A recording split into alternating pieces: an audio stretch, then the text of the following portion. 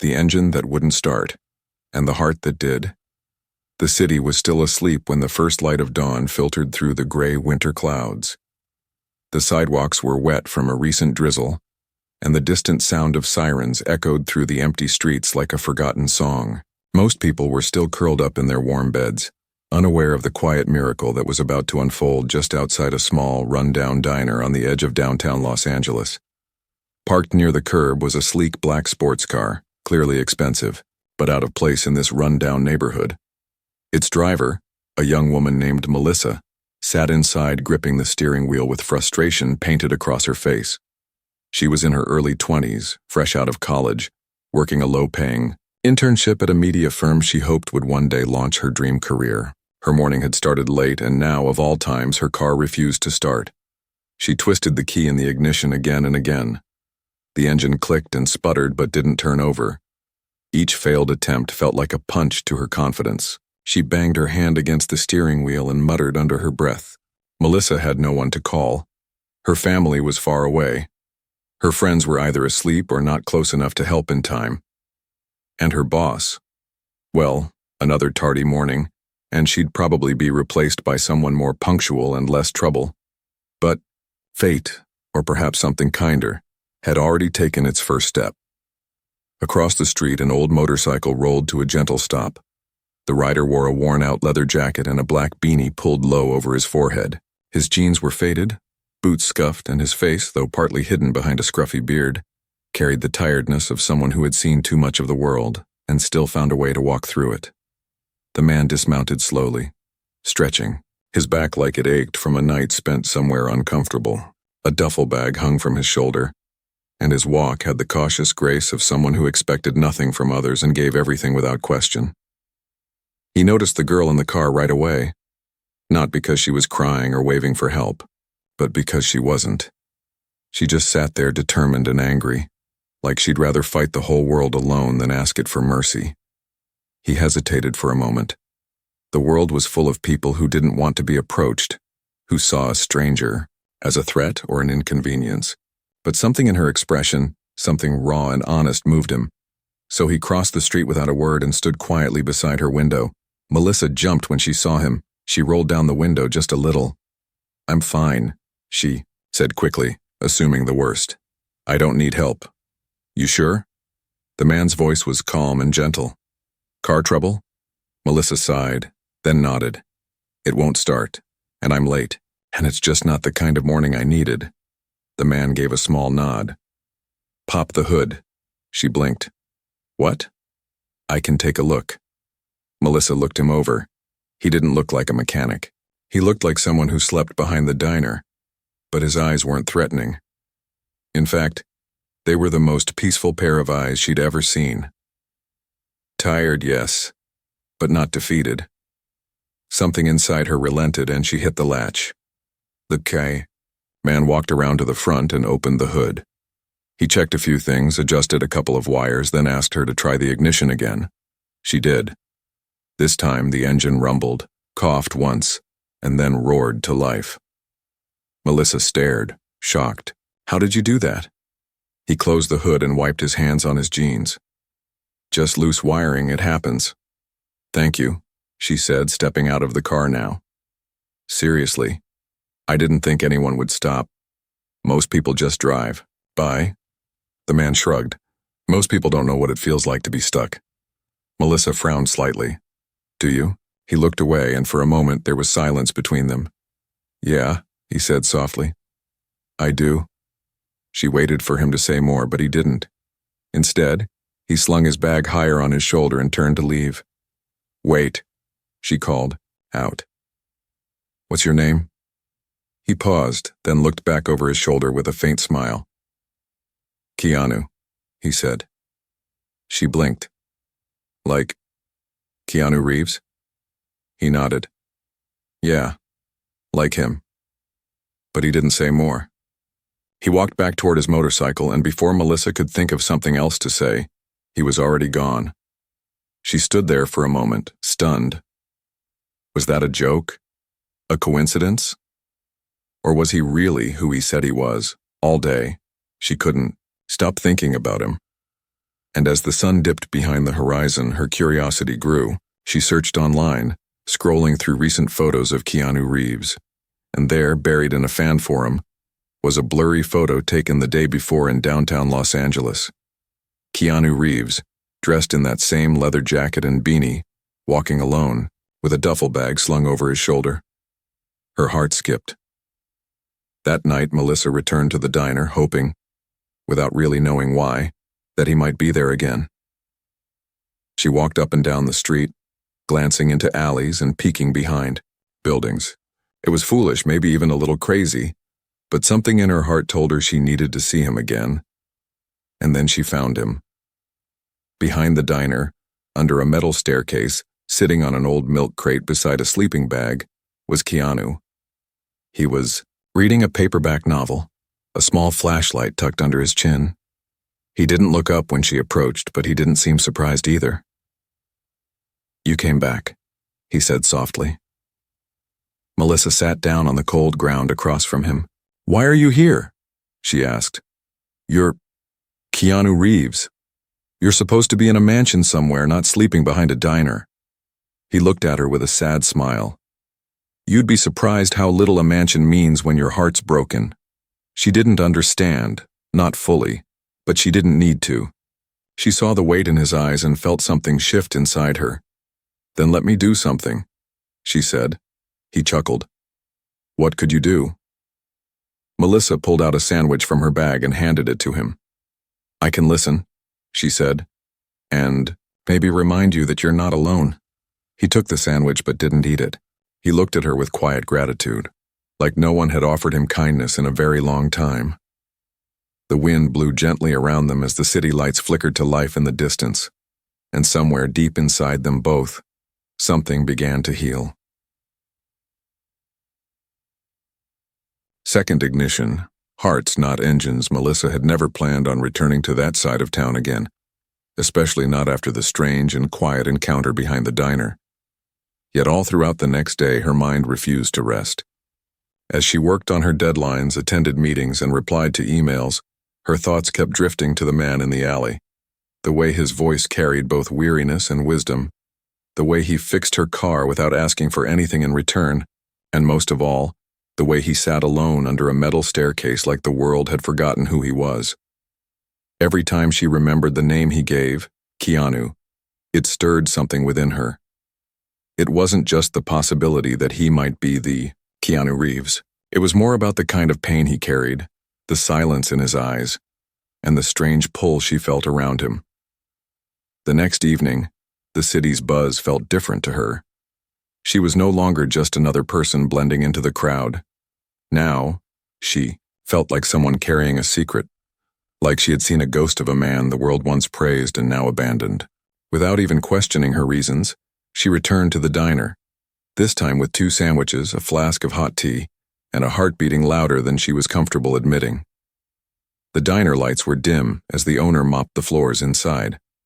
She offered a quick smile and headed around to the alley. And just like before, he was there, sitting cross-legged, reading under the glow of his flashlight like nothing had changed. He looked up before she even said a word. "You came back," he said with a subtle smile, his voice like an old piano tune no one played anymore. "I brought dinner," Melissa said, setting the paper bag and the flask between them. "Hope you're not allergic to turkey." He chuckled, accepting the offering with gratitude. "Haven't had anyone bring me dinner in years." They ate together in silence for a while. The alley didn't feel cold this time. Maybe it was the tea. Maybe it was the presence of another human who genuinely cared. Or maybe it was just that strange magic that hangs in the air when 2 souls recognize each other. Melissa finally broke the silence. "I still don't understand why you're here," she said softly. "If you are who you say you are, why are you sleeping behind a diner?" He took a long sip from the tea, then leaned back against the wall. "Sometimes the weight of being known is heavier than the comfort it brings," he said. "People see the actor, the roles, the red carpets, but they don't see the grief. They don't see the parts of me that broke." Melissa didn't push. She didn't need to. Her presence alone gave him permission to speak further. I lost someone a few months ago, he continued, voice barely above a whisper. Not to death. Worse, to misunderstanding, to distance, to silence. It was someone I loved more than I ever knew possible. I spent years building a world for us, thinking that love would hold it all together. But it turns out, even love can fall apart when you're too broken to show up fully. Melissa listened, her heart aching not just for the man beside her, but for every soul that had ever been misunderstood, every heart that had cracked under the pressure of life's cruel pace. So I left everything, he said. The money, the house, the cameras. I packed a few things and disappeared. I didn't want anyone to find me. I wanted to see if anyone still looked people in the eye when they passed them on the street. Did they? Melissa asked. He looked at her with that same sad smile. No, but you did. Those words hit her like thunder. She hadn't realized how simple choices, like not turning away or offering a meal, could carry so much weight. She looked down at her hands, and then back at him. I think people forget how to care, she said. Not because they don't want to, just because life keeps pushing them to survive instead of feel. Keanu nodded slowly, as if every word she said was something he had, once known and forgotten. Maybe that's why I'm still here, he said. Maybe I needed someone to remind me. The wind picked up then, blowing a torn piece of newspaper down the alleyway. Melissa shivered, and without thinking, Keanu removed his jacket and handed it to her. She hesitated. Won't you get cold? He shook his head. I've lived through worse. She wrapped the jacket around her shoulders. It smelled faintly of motor oil, wind, and something inexplicably safe. You know, she said, I grew up thinking celebrities lived in a different world, one with golden gates and perfect days. He laughed softly. The gates might be golden, but the days are just as broken. They sat in silence again, but this time it was warm, comforting, like neither of them needed to fill it with words, to understand the other. Do you miss it? She finally asked. The movies, the fame? Keanu took a long breath as if weighing the truth. I miss creating stories that made people feel less alone. I don't miss the attention. I don't miss pretending to be okay when I wasn't. Melissa looked at him with a newfound understanding. Then maybe you're not hiding. Maybe you're healing. Those words hung in the air between them, like a truth neither of them expected but both needed. Keanu didn't respond immediately. Instead, he reached into his duffel bag and pulled out a small worn notebook. What's that? She asked. A journal, he said. I write in it every night. Not about what happened that day, but about what I wish I'd said or done differently. He opened it to a blank page and handed her a pen. Want to write something? Melissa stared at the page for a moment, then began to write slowly, her handwriting careful and honest. Today, I met a stranger who reminded me that even the lost have value, especially the lost. She passed the notebook back.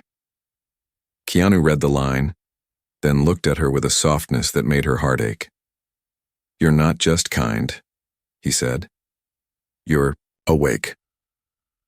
The streetlights buzzed above them. Somewhere in the distance, a train rumbled through the city, and in that alley, beneath the echo of traffic and time, two souls sat shoulder to shoulder, each trying to remember what it felt like to belong. Melissa stood up eventually, brushing the dust off her jeans. I should go. I have work in the morning. Keanu nodded. Thanks for stopping by. I'll be back, she said without hesitation. If that's okay. He smiled. I'd like that. She turned to leave, the borrowed jacket still wrapped around her shoulders. Halfway down the alley, she paused and looked back. You ever think of making a movie again? She asked. Keanu shrugged. Only if it's about people like you.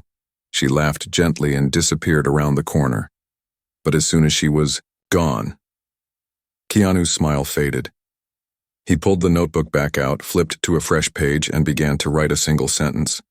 She reminds me of her. He closed the notebook and looked up at the stars, those silent witnesses to all the things we keep hidden. He didn't know yet that Melissa's life was about to collide with his in ways neither of them expected. and he had no idea the danger she'd be walking into just 3 days later. The streetlight that flickered before the storm by the third evening, Melissa no longer questioned her growing attachment to that alley or the man who waited behind the diner. She didn't need a reason, not anymore. Something deeper than logic had started to guide her, something that whispered quietly, telling her that this connection wasn't ordinary. Not a random act of kindness or a short-lived encounter, but something bigger. Something meant. She left work early that day, telling herself it was just to avoid traffic. But deep down, she knew it was more than that. Her hands carried a brown paper bag of warm food, 2 extra scarves she'd grabbed from home, and a strange nervousness in her chest, like she was walking into the beginning of a story she hadn't written. When she turned the corner into the alley, she found Keanu exactly where she expected him. But this time he wasn't reading or journaling.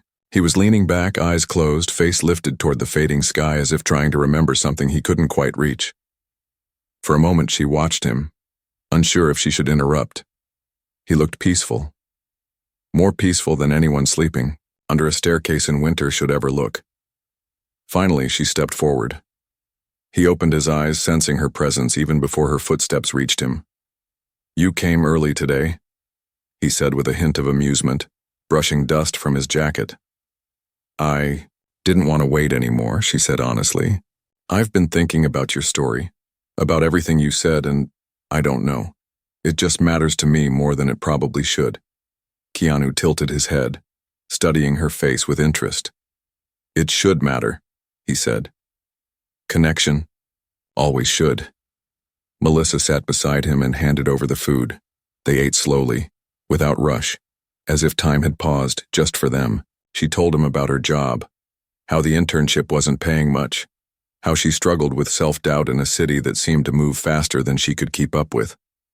He listened without interruption, nodding occasionally, never once judging her for the moments she confessed her fears. "People think strength is always about power," he said after a while, finishing the last bite of his sandwich. "But sometimes, it's just showing up again the next day." Melissa looked at him, with a small smile. "That's what you're doing, isn't it? Showing up." "I guess so," he murmured, "in my own messy way." Then something changed. The air around them grew heavier. Not in a dramatic way, but in that subtle, instinctual way people feel when they're standing on the edge of something unexpected. A noise broke the quiet. A car engine, loud and aggressive, pulled into the alleyway entrance. The headlights flashed against the brick wall, casting their shadows long and stretched like ghosts. Melissa tensed immediately, her back stiffening. A black SUV idled there and 2 men stepped out. One was tall and thin with sharp cheekbones and a smug expression. The other was heavier, with tattoos snaking up his arms and a mean scowl on his face. They didn't belong to this neighborhood, not in the casual kind of way. They looked like they were hunting something, or someone.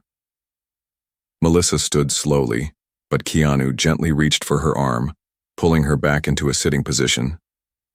"Don't move too fast," he whispered. "They're not here by accident." The men approached, eyes locked on Keanu, completely ignoring Melissa as if she were invisible. "Long time, Reeves," the thin one said with a half-smile. "Thought you disappeared for good?" Keanu's face didn't flinch. "I did. Apparently, not far enough." "You've got something that belongs to us," the heavier man growled, stepping closer. Melissa's heart pounded. "What's going on?" she whispered. "Not now," Keanu said under his breath, his eyes never leaving the 2 strangers. The tall one lit a cigarette and exhaled a trail of smoke. "We're not here to make trouble, just a simple trade. You give us the bag and we walk away. No mess." Keanu stood slowly. Melissa noticed now how his body shifted into something different. No longer the quiet, tired man under a staircase, but someone trained, someone ready. "The bag's got nothing you want," he said calmly. "Funny," the tattooed man replied. "We think it does." Keanu reached behind him slowly and unzipped the duffel.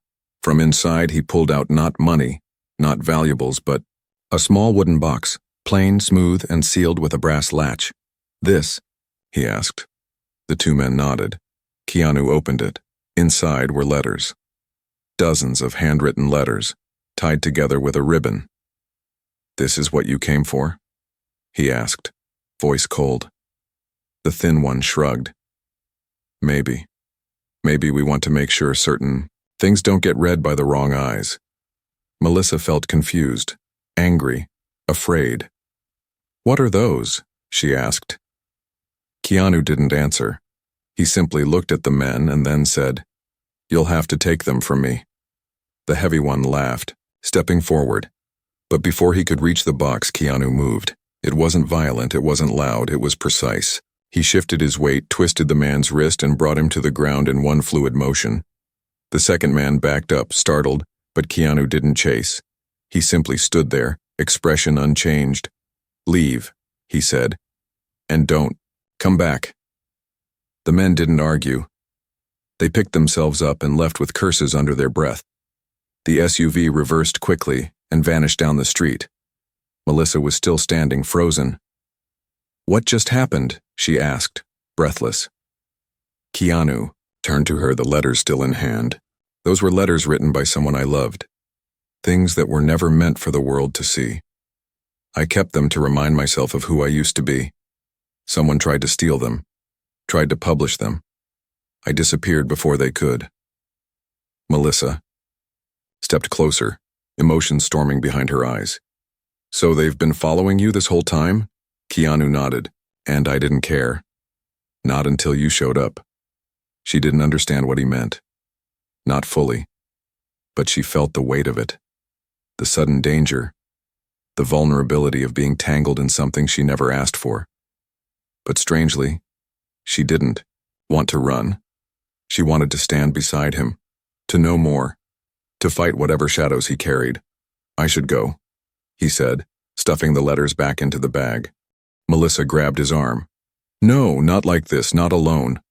Keanu looked at her, torn between gratitude and guilt. "You don't owe me anything." "Maybe not," she said.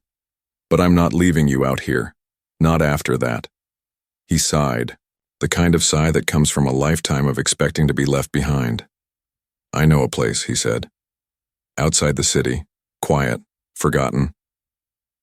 "Then let's go," she said without hesitation. They moved quickly. She helped him pack. They loaded everything into her car, and within minutes the city lights were behind them. The streets faded into country roads. The sky grew darker, and as the city disappeared in the rearview mirror, so did the version of their lives they once knew. Neither of them realized just how far this journey would take them, or what they would discover in the forgotten place ahead. The forgotten cabin and the truth that couldn't stay buried. The road stretched ahead like an unwritten chapter, winding through hills and past ghost towns where forgotten signs swung in the wind, and the echoes of old lives clung to the rusting mailboxes. Melissa gripped the steering wheel tighter than usual, not because of the curves but because of the questions building inside her like pressure in a closed jar. Keanu sat beside her in silence, his face calm but unreadable, his eyes watching. The trees blur past as though each one carried a memory he hadn't dared to revisit in years. The duffel bag lay between them on the floor, zipped shut now, holding those fragile letters like they were sacred scriptures. She hadn't asked to read them again, not after what had happened, but they haunted her thoughts all the same. Who wrote them? What was inside them that was so dangerous someone would come all the way into a dark alley to retrieve or destroy them? As the sky turned from deep blue to the soft bruised purple of dusk, Keanu finally spoke. "You're probably wondering if any of this is safe. Being with me." Melissa didn't take her eyes off the road, but her voice was steady. "I don't want safe. I want true. And this feels true. More than anything I've known in months." Looked at her, and for a long moment didn't say anything. That silence between them wasn't awkward. It had changed since the first time they met. It had grown deeper, like a shared language only they understood. Then he said softly, "The place we're going, it belonged to someone I once loved. We used to go there to escape everything, before the world started closing in." "She's the one who wrote the letters?" Melissa asked, her voice cautious but full of warmth. Keanu nodded. Her name was Claire. She was a writer, brilliant, fragile, honest in ways that made people uncomfortable. She hated the spotlight even though she could have shined in it brighter than anyone. What happened to her? The words fell from Melissa's mouth before she could hold them back. Keanu leaned his head against the window, staring out as the trees thickened and the world fell quieter. I lost her. Not in the way people think when they hear that. She didn't die, she just broke. And I couldn't fix it, not with money, not with love, not even with time.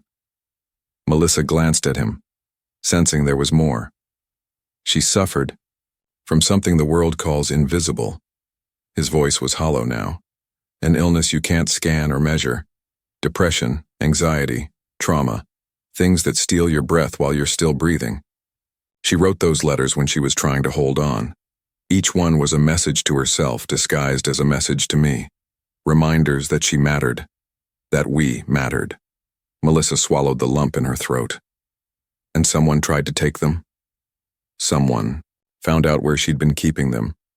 A publisher, an agent, I don't know who started it, but once they knew those letters existed, they came after them. They thought they could make millions. I couldn't let that happen. Those words weren't meant for the world. They were her healing, her truth, not a headline.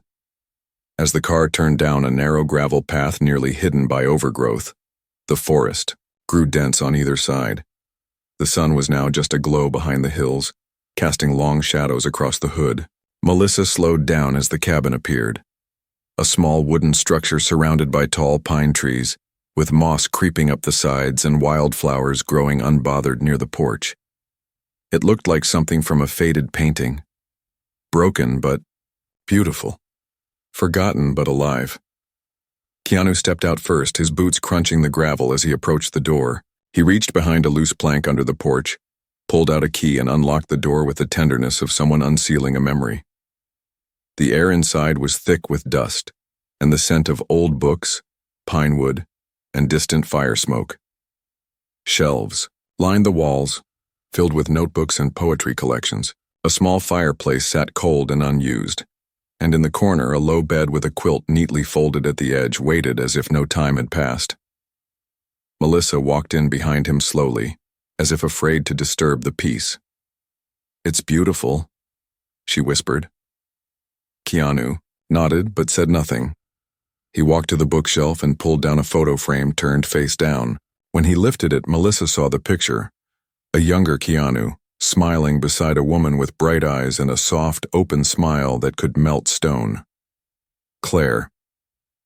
He set the photo on the mantel, then unzipped the duffel bag and placed the wooden box beside it. He didn't open it, just rested his hand gently on top of it. "This is the last place she felt safe," he said. "She left me a letter before she left, not one for the world, one just for me. It said, 'Don't follow me unless you're, ready to stop running from yourself.'" Melissa felt a chill run through her, not from fear, but from something sacred. "Do you think you're ready now?" she asked softly. Keanu turned to her, his eyes reflecting the dying light. "I didn't think I'd ever be. But then I met you." The room was quiet again, but this time, the silence held a heartbeat. A sense of something shifting. They spent the night cleaning the cabin together, sweeping dust, lighting a fire, unpacking what little they had brought. Melissa cooked a simple meal over the stove, and they ate on the porch, wrapped in borrowed blankets, watching stars poke through the darkness. He told her more stories. About old roles, forgotten moments in his career, times he laughed so hard he cried. She shared her dreams too, how she wanted to be a writer but never believed her words were good enough. How her mother used to tell her stories every night until the cancer took her voice, then her body. "You should write," Keanu said with quiet conviction. "Not for them, not even for me, but for you, the way Claire did." Melissa blinked away tears. "I don't know where to start." "Start with the truth," he said, "even if it hurts, especially if it hurts." The fire crackled behind them, and the stars danced above, but neither noticed. They were too busy leaning into a closeness that didn't need to be named yet, too caught up in the safety of being seen, fully, without disguise. Just before midnight, Keanu handed her the notebook again. "Will you write something?" he asked. She nodded, took the pen and wrote slowly. "I thought I was helping you start your car, but it turns out you were the one starting my heart." When she handed it back, he read it in silence, then looked at her with eyes that shimmered. In the firelight, not with romance, not yet, but with the purest form of connection. The kind that doesn't demand, only honors. They slept inside the cabin, not in the same bed, but close enough that their breathing synchronized in the quiet night. But before dawn, Melissa woke to the sound of branches snapping. She slipped out of bed, heart pounding, and looked through the cracked wooden window. A flashlight beam moved through the woods. Someone was out there, and they were not alone. The shadows that followed and the truth that broke open, Melissa did not blink.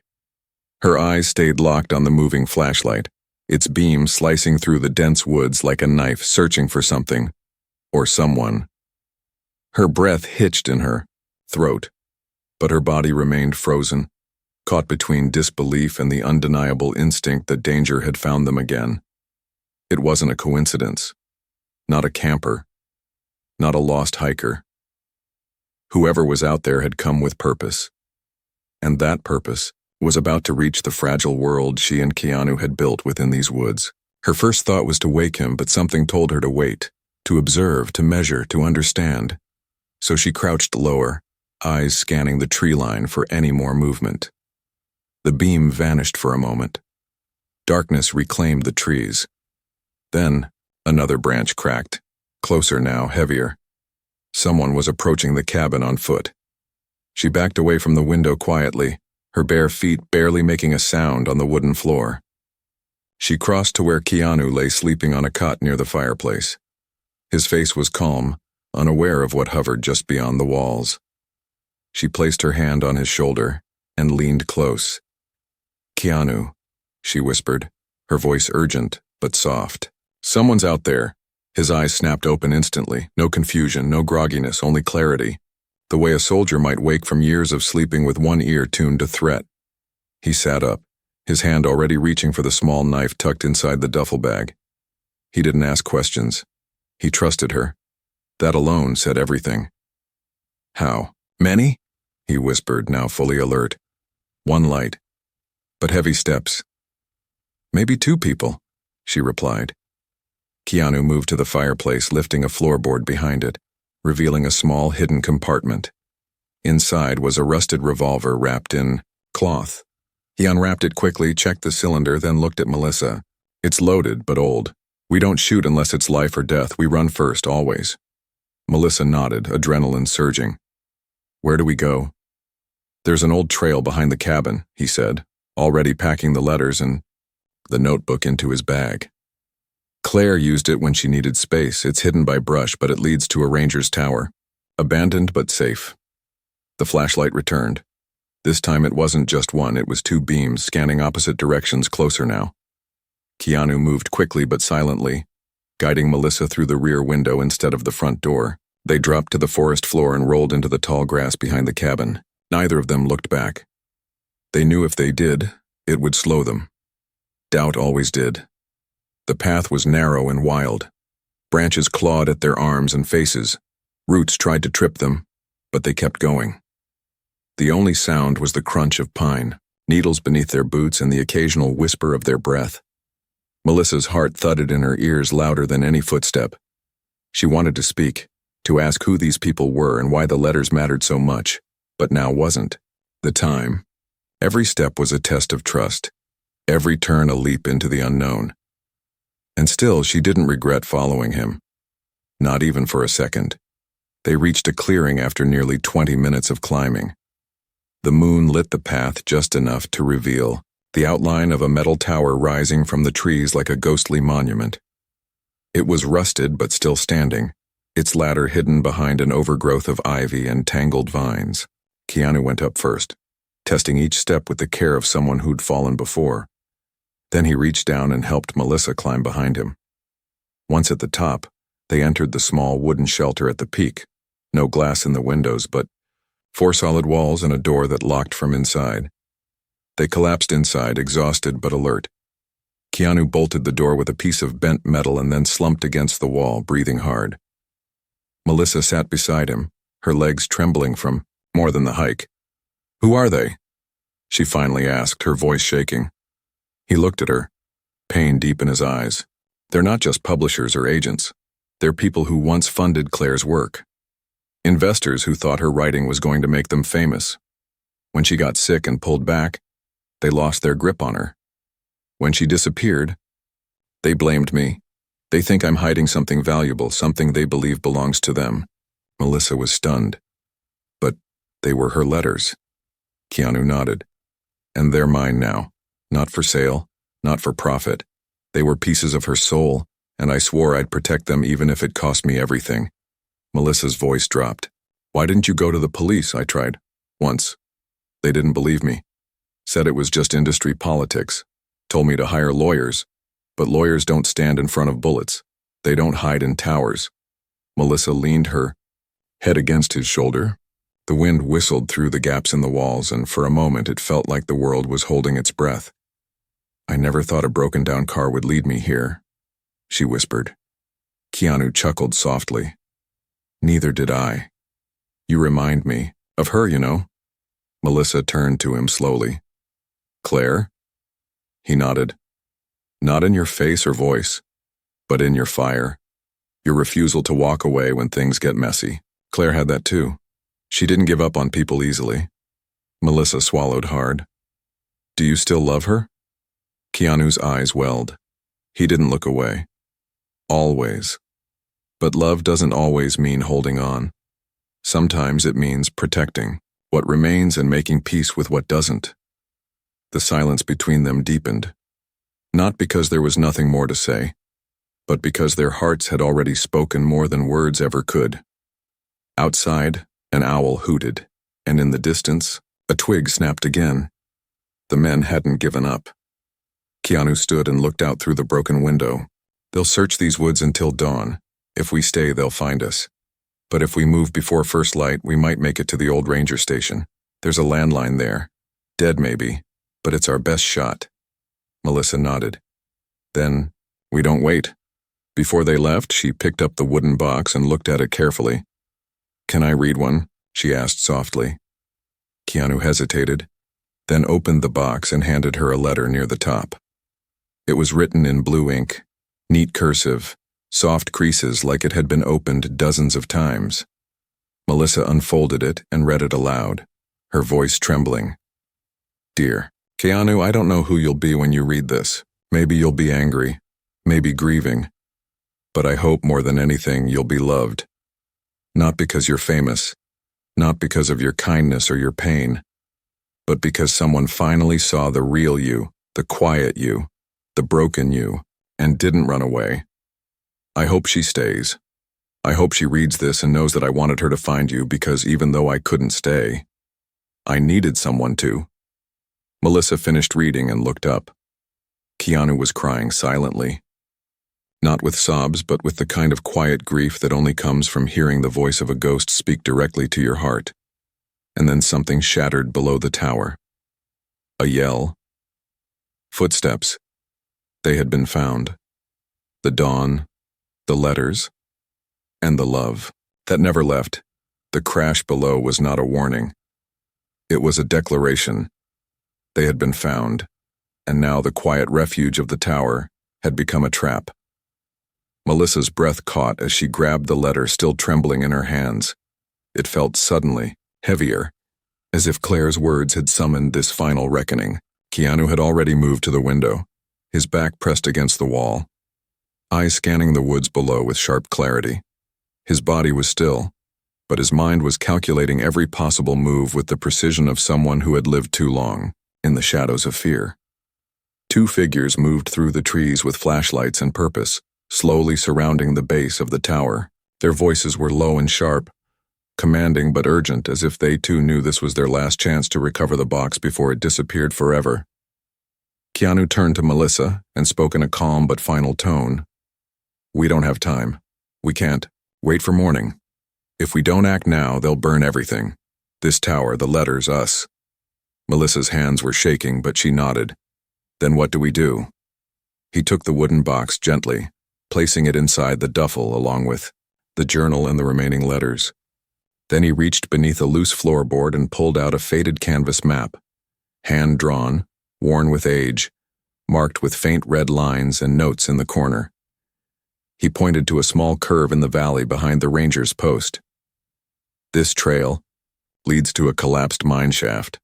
Claire and I used it once during a storm when the roads were washed out. It's tight, but it opens into a quarry. If we can make it there, we can disappear. Melissa stared at the map. Do you think they'll follow?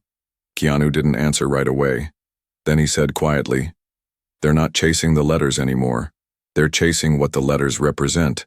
Proof that something pure exists. In a world that has become transactional. They don't just want to steal Claire's words, they want to destroy the idea that someone wrote without expecting to be seen. His words filled the room with a kind of sacred weight. Melissa stepped closer to him, placing her hand over his. Then we protect her story together. He looked at her, and in his eyes was something she hadn't seen before. Not grief, not even love, but belief. Belief in her, belief in himself. Belief that maybe all of this wasn't just running, it was redemption. He helped her climb down, first moving silently between the metal rungs. They dropped into the brush behind the tower and disappeared into the forest, just as one of the men reached the top of the ladder with a flashlight. Shouts erupted above them, but Keanu grabbed her hand and they ran, darting through thick trees and low branches, the forest swallowing their noise as best it could. The trail narrowed to a rocky path flanked by steep embankments. Behind them, the light of the tower flickered faintly through the trees, then vanished completely. Gunshots cracked through the silence. Not at them. Warning shots. Threats. Maybe even desperation. The men were growing frantic. They knew time was slipping through their fingers. Melissa stumbled once, falling hard onto her knees, scraping them against the gravel. Keanu stopped instantly, lifting her without a word, wiping the dirt from her skin and wrapping his arm around her waist. We're almost there, he whispered, just a little further. They climbed a ridge, and below them was the entrance to the collapsed mine, overgrown with vines and partly hidden by fallen rocks and wildflowers. Keanu pulled away a broken board and gestured for Melissa to crawl inside. It was tight, dark, and damp, but she didn't hesitate. He followed, pulling a piece of canvas behind them to hide the opening. The air inside was thick and musty, but the space widened slightly after the first few feet. They huddled in the silence, listening for the sound of footsteps, for the shouts of the men who had chased them all this way, but none came. Not yet. Melissa leaned her head against his shoulder, her breath ragged. Do you think they'll find us? Keanu whispered. They'll try. But this time, we're not the ones hiding. We're the ones guarding something sacred.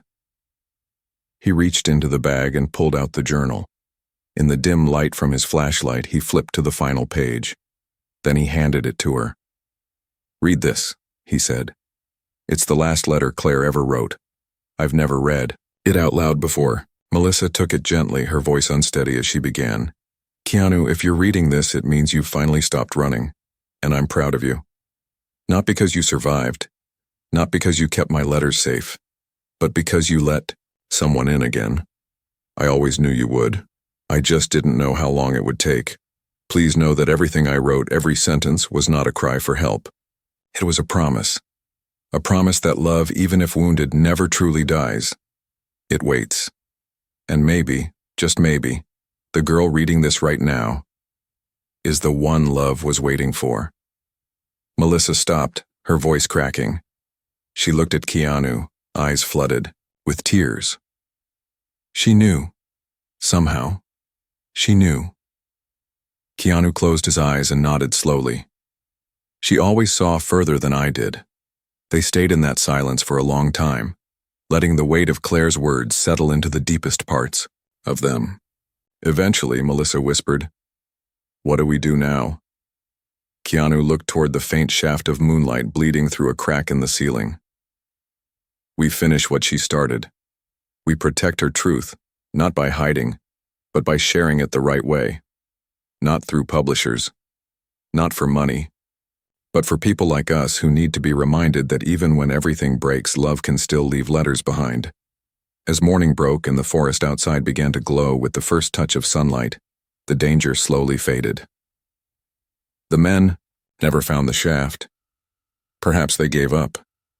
Perhaps they realized that chasing purity would only lead them into deeper emptiness. Either way, by the time Keanu and Melissa emerged, blinking into the golden light of dawn, they were not the same two people who had entered. They walked for hours, finally reaching a small town on the edge of the forest. A local woman gave them water. A tired sheriff offered them a ride. No one asked questions. No one recognized him. And for the first time in years, that felt like a gift. Keanu found a quiet place to stay. And over the next few weeks, he and Melissa began transcribing the letters, one by one.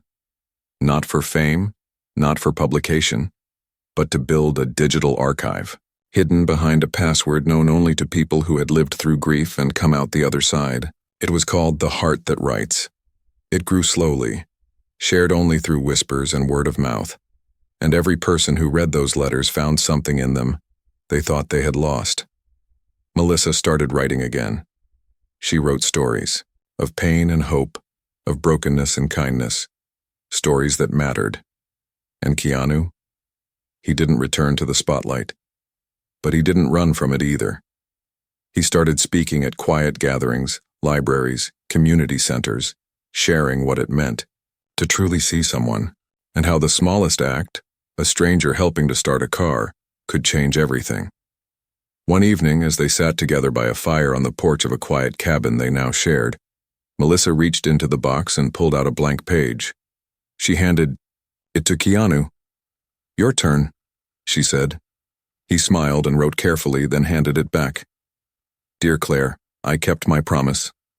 And somehow you kept yours too. She found me. And I finally found myself." As the fire cracked and the stars returned, Melissa rested her head on his shoulder. And somewhere beyond time and memory, a woman named Claire smiled.